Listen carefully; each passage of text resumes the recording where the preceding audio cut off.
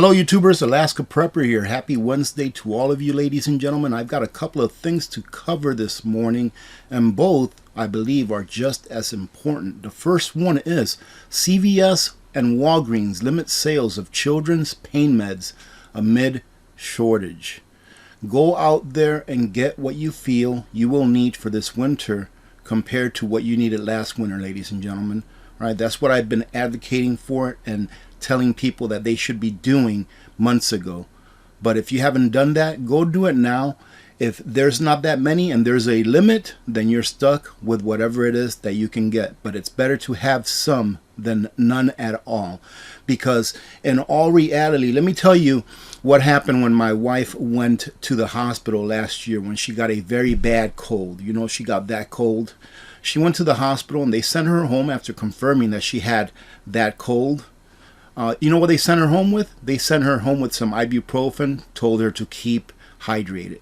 Right? And throughout the entirety of her illness, she was on pain meds, over-the-counter pain meds pretty much, with the exception of that ibuprofen they sent her home with because it was ibuprofen 800. However, in my opinion, I'm not a medical doctor, you can achieve the same results with just over-the-counter ibuprofen that you get anywhere. Look at that. This just happens to be from Walgreens. I keep one here in the bunker just in case I get a headache or I get an ache somewhere. So go get what you can now while you still can, and hopefully you'll be able to have enough to get through the winter. And here, ladies and gentlemen, it pretty much states that CVS and Walgreens issued a statement, I believe it was this last Monday, that there is a shortage in children's pain and fever medication, and that due to increased demand and problems with suppliers, that fever-reducing products are seeing constraints across the country. So get this stuff now. This is what it's all about, being prepared. These are stories that you should be reading or listening to and saying to yourself, hey, I already have that because I prepared a few months prior when things were still good. You know, you prepared during the good times. That way, during the bad times, you don't have to worry about what's going on. Let everyone else worry that did not prepare for the months ahead to go ahead and try to get what they can now. But you should be prepared for this now. But if you're not, I'm sure that there's still some out there. They're saying shortages and limitations on what you can buy, not that there is an all-out shortage, that it's none to be found anywhere. But let this be a learning experience for those of you that maybe did not think about preparing this. I try to bring this matter up early in the year, pretty much telling you all, I think it was last March, I did a payday prep saying, hey, I'm getting ready for next winter. Because I know that during the winter, we go through the liquid ibuprofen that my daughter uses because she hates pills. So I made sure to stock up on that. I stocked up on cold medication. I stocked up on some Metamucil, some Tylenol cold day and night medication, because I knew that every year we go through a couple of bottles of that stuff. So why not have it ahead of time when it was plentiful and at a good price?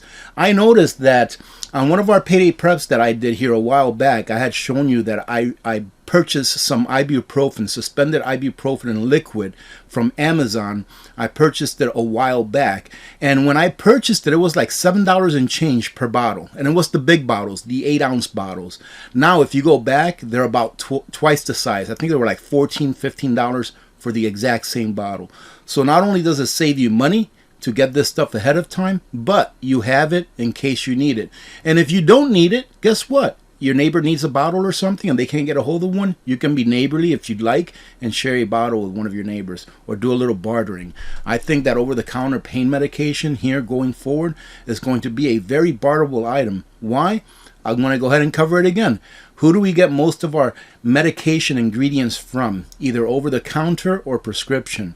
We get most of it from China and India, right? And who does India get most of their supplies from? They get it from China. So we get our ingredients to make the medicines here in the US from China. We get a lot of the finished product from India, but India gets a lot of its ingredients to make those finished products that they sell to us from China as well. And eventually, ladies and gentlemen, with the way that things are going, China will eventually cut us off. Let's go ahead and get to our next story. Now, we all know what's going on with this Arctic blast. This Arctic blast is going to be life-threatening, as I stated yesterday during a video that I made. cold parts of the U.S. as snow is expected to cause travel headaches. Now, from watching some videos, and man, I forget this gentleman's name, but he is a great forecaster of the weather. He has a YouTube channel. I'm going to go ahead and leave a link to his channel up here. So check it out. This guy is awesome.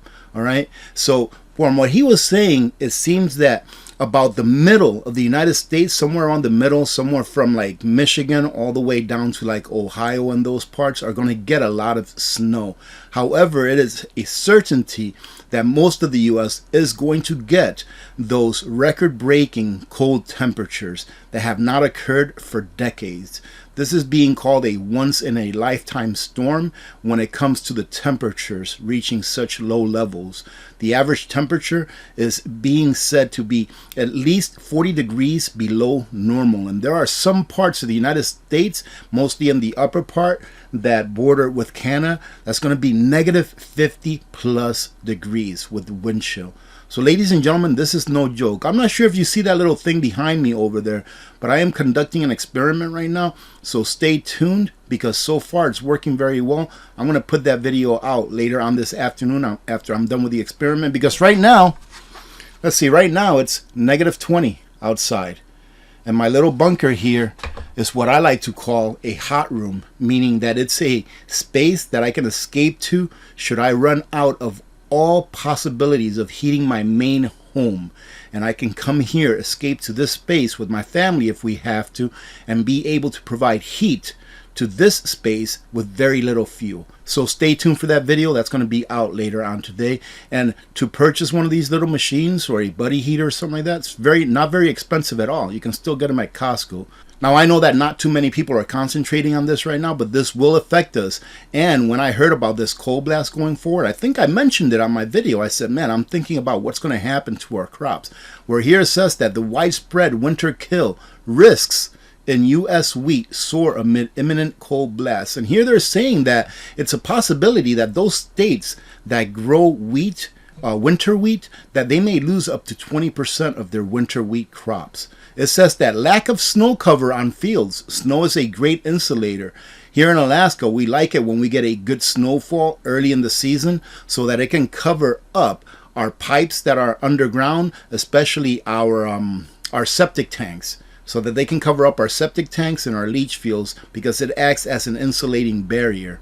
So lack of snow cover on fields and cold blasts down through the Great Plains and into Texas and south could result in damage and even death of winter wheat crops. And this, ladies and gentlemen, may not seem like a priority now, but it will become a priority going into next year when they try to harvest that wheat.